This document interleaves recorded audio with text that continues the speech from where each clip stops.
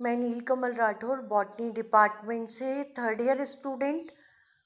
Biotechnology paper से जो आज का टॉपिक है वो है ट्रांसपोजिबल एलिमेंट्स। जैसा कि नाम बता रहा है, ये वो एलिमेंट्स होते हैं जो कि डीएनए सेगमेंट के बने हुए हैं, जिनमें जंपिंग कैपेसिटी होती है, जो कि मेन बैक्टीरिया का क्रोमोसोम है उसी क्रोमोसोम पे अपनी पोजीशन चेंज कर सकते हैं या दूसरे क्रोमोसोम पे जंप कर सकते हैं। ये बैक्टीरिया के प्लाज्मिड में भी जंप कर सकते हैं। इस तरह से इनके अंदर prokaryotic chromosome, eukaryotic chromosome, bacteria का मेन क्रोमोसोम या बैक्टीरिया के प्लाज्मिड, इसमें कहीं भी अपनी पोजीशन को चेंज करने की के करेक्टरिस्टिक्स पाए जाते हैं। इसमें मेन 3 कैटेगरी होती हैं जिनको कि हम रिकॉम्बिनेशन टेक्नोलॉजी में टूल की तरह काम में लेते हैं। पहला है इंसर्शन सीक्वेंसेस। ये इंसर्शन सीक्वेंसेस वो होते हैं जो डीएनए सेगमेंट के टर्मिनल एंड्स पे लगे हैं। अगर ये इन्वर्टेड रिपीट्स के बने हुए हैं और अगर ये दूसरे किसी डीएनए सेगमेंट पर जाके इंसर्ट हो रहे हैं तो उनकी जो टर्मिनल एंड्स हैं उनको डायरेक्ट रिपीट बना देते हैं। इसके कारण जो डीएनए सेगमेंट है उसकी एक्टिविटी डिस्टर्ब हो सकती है, वो इनएक्टिव हो सकता है, यहाँ तक कि ये सडन म्यूटेशन भी के लिए भी रिस्पॉन्सिबल हो सकते हैं। अगर हम ट्रांसपोजोन्स को देखें तो ट्रांसपोजोन्स की डिटेल स्टडी बारबरा मैकक्लिंटॉक ने मक्का पे यानी भुट्टे में जो कलरिंग होती है, दाने कलरफुल हो जाते हैं, उस पर डिटेल स्टडी की थी। उन्होंने बताया था कि ये जो मक्का के दाने हैं इनमें जो कलर आ रहा है वो ट्रांसपोजोन्स के कारण आता है। तो ट्रांसपोजोन्स क्या है? जैसे ईशेरिया कोलाई बैक्टीरिया है उसके मेन क्रोमोसोम्स में भी पाए जाएंगे और प्लाज्मिड में भी पाए जाते हैं। 9th जो क्रोमोसोम है ईशेरिया कोलाई बैक्टीरिया के 9th क्रोमोसोम में 2 ट्रांसपोजोन्स हैं, T9 और T10 पे स्टडी की गई। जो T9 है उनके जो कॉर्नर्स पे हैं वो इंसर्शन सीक्वेंसेस हैं, साथ ही इनमें एंटीबायोटिक रेजिस्टेंट जीन की साइट भी है। जो इसमें इंसर्शन सीक्वेंस है ये डायरेक्ट रिपीट टाइप का है। जो T10 ट्रांसपोजोन्स हैं यहाँ ईशेरिया कोलाई बैक्टीरिया प्लाज्मिड का, यहाँ insertion sequence inverted repeat type की हैं, इनमें भी एंटीबायोटिक रेजिस्टेंट जीन है। इस तरह से इनको हम रिकॉम्बिनेंट टूल की तरह काम में लेते हैं। ईशेरिया कोलाई के अगर प्लाज्मिड में देखें ट्रांसपोजोन्स की डिटेल स्टडी तो यहाँ जो मेन बैक्टीरिया का क्रोमोसोम है, बैक्टीरियल मेल क्रोमोसोम प्लाज्मिड का, उसके अंदर ये छोटा सा सेगमेंट है ट्रांसपोजोन्स का जिसमें 4 स्पेशल साइट्स हैं। अगर हम कॉर्नर्स के जो टर्मिनल एंड्स हैं वहाँ देखें तो वहाँ इंसर्शन सीक्वेंसेस लगे हुए हैं, ये इन्वर्टेड रिपीट है। दूसरा इसके एडजॉइनिंग जो साइट है वो एंटीबायोटिक रेजिस्टेंट साइट है। इससे इसकी पहचान, इसकी रिकॉग्निशन आसान हो सकती है कि ये जंपिंग जीन कहाँ जंप कर रहा है, इसकी पोजीशन क्या है। थर्ड है इसका जो रिप्रेसर प्रोटीन बाइंडिंग साइट है जो कि रिप्रेसर प्रोटीन से रिलेटेड है। फोर्थ है जो ट्रांसपोजेज एंजाइम से रिलेटेड है जो कि इसके ट्रांसपोजिशन में इनकी हेल्प करते हैं। इस तरह से जो 4 इंपॉर्टेंट साइट है इनसे बना हुआ ये ट्रांसपोजोन्स है जो कि ईशेरिया कोलाई के प्लाज्मिड में है।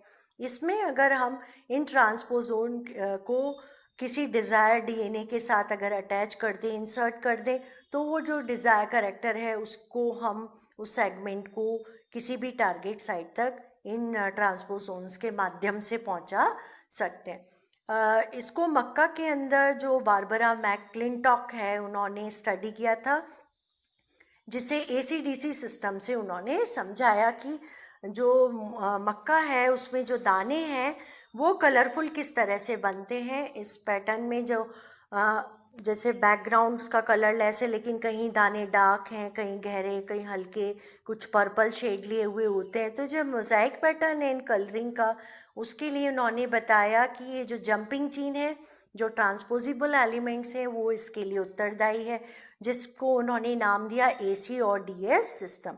AC means activator and DS mean डिसोसिएटर।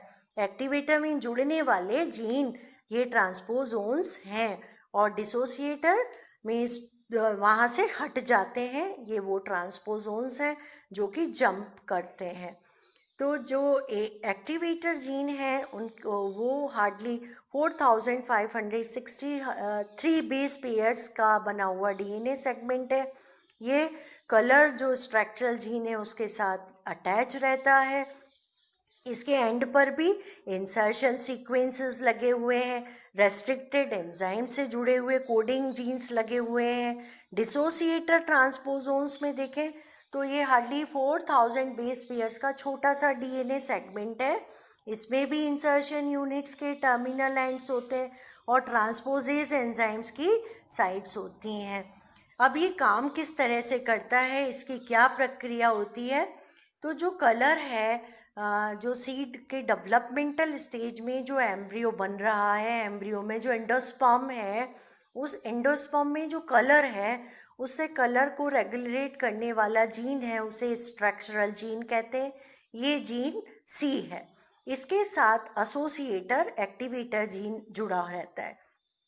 अगर ये एक्टिवेटर जीन यहाँ है तो वहाँ से जो डिसोसिएटर जीन है वो जंप कर जाता है। तो इसके कारण जो स्ट्रक्चरल जीन है वो उसकी एक्टिविटी एक्टिव रहती है और उसके कारण जो एम्ब्रियो है, जो एंडोस्पर्म का पार्ट है, वो कलर्ड हो जाता है। इससे जो बीज होंगे वो कलर्ड होंगे।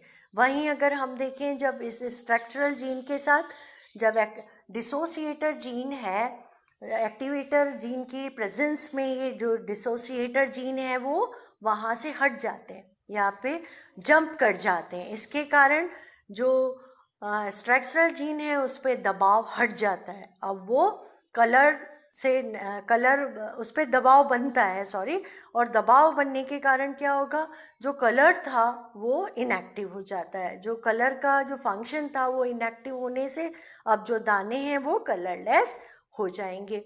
इस तरह से अगर वहाँ पे एसी जीन जुड़ा हुआ है स्ट्रक्चरल जीन के साथ तो दाना कलर्ड रहेगा, और अगर वहाँ पे स्ट्रक्चरल जीन के साथ डिसोसिएटर जीन जुड़ गया है तो दाना कलरलेस रहेगा। इस तरह से ACDS सिस्टम इसको प्रभावित करेगा कि जो DS है, जो डिसोसिएटर फैक्टर है, वो कहाँ जंप कर रहा है। ये जहाँ भी जंप करेगा वहाँ पे दाना कलरलेस हो जाएगा। और अगर ये जो जंप कर गया है तो वहाँ पे जो दाना कलरलेस हो गया, लेकिन जहाँ पे अगर एसोसिएटर के साथ एक्टिवेटर जुड़ा हुआ है, स्ट्रक्चर जिनके साथ एक्टिवेटर जुड़ा हुआ है, तो वो दाना कलर्ड हो जाता है, बशर्ते है कि वहाँ से कि डिसोसिएटर हट गया हो। तो ये डिपेंड करेगा, फैक्टर्स हैं इसके कि डेवलपमेंट की किस स्टेज में ये डिसोसिएटर जीन वहाँ से हटा है। अगर ये अर्ली स्टेज में जंप कर गया तो जो दाना है वो बड़े स्पॉट्स बनेंगे कलर के, और अगर लेटर स्टेज में, एम्ब्रियो की लेटर स्टेज में मैच्योरिटी पर ये जंपिंग पोजीशन ले रहा है, वहाँ से हट रहा है, तब जो दाने होंगे वो धब्बे की तरह दिखाई देंगे। तो जो कलरलेस बैकग्राउंड था उसमें इस तरह के बड़े और छोटे कलरफुल दाने बनना, ये मोज़ेक पैटर्न, या पूरी तरह कलर्ड हो जाना, ये सब एक्टिवेटर और डिसोसिएटर जीन से इनके जंपिंग पोजीशन के कारण ये नियंत्रित रहता है। तो ये मक्का के ऊपर बारबरा मैकक्लिंटॉक ने ACDS सिस्टम से इनकी मोज़ेक पैटर्न को समझाया था, जिसके लिए इन्हें नोबेल प्राइज़ भी मिला है। अगर अब हम देखें कि ट्रांसपोजोन्स के किस तरह से रिकॉम्बिनेंट टूल की तरह काम कर रहा है, इसका क्या महत्व है जेनेटिक इंजीनियरिंग में, तो अगर यहाँ देखें तो यहाँ जो डिज़ायर करेक्टर का हमने एक सेगमेंट लिया है, DNA का सेगमेंट है ये, इसमें रेस्ट्रिक्टेड इंडोन्यूक्लियस सेकेंड से कट लगाया, वो स्टीगेट कट है, यानी स्टिकी कट है। कट तिरछा होने से अब जो ये जो दोनों सेगमेंट अलग हुए हैं, इनके अंदर ऊपर और नीचे की ओर अगर हम ध्यान दें तो सिंगल स्ट्रैंडेड DNA का छोटा सा जो टर्मिनल एंड है छूट गया है, इसके कारण ये कट स्टिकी कहलाया है। अब इन दोनों कट के बीच में यहाँ ट्रांसपोजोन्स को इंसर्ट किया है। तो जो ट्रांसपोजोन्स था जिसके अंदर इंसर्शन सीक्वेंस थे, ये इन्वर्टेड रिपीट के थे। ये इन्वर्टेड रिपीट के होने से जब ये दोनों कट के बीच में जब ये लाइगेशन हुआ है या इंसर्ट हुआ है, जुड़ा है, तब ये पूरा सेगमेंट बन गया है।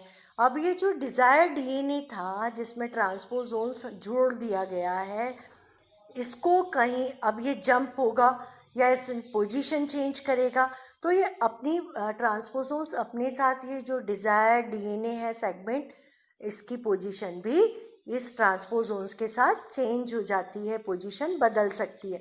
इस तरह से हम ट्रांसपोजोन्स को एक वेक्टर के रूप में, एक रिकॉम्बिनेंट टूल के रूप में, और जो डिज़ायर्ड डीएनए सेगमेंट्स हैं उनको टारगेट साइट तक पहुंचा सकते हैं, और रिकॉम्बिनेशन टेक्नोलॉजी में एक टूल की तरह ट्रांसपोजोन्स को काम में लेते हैं।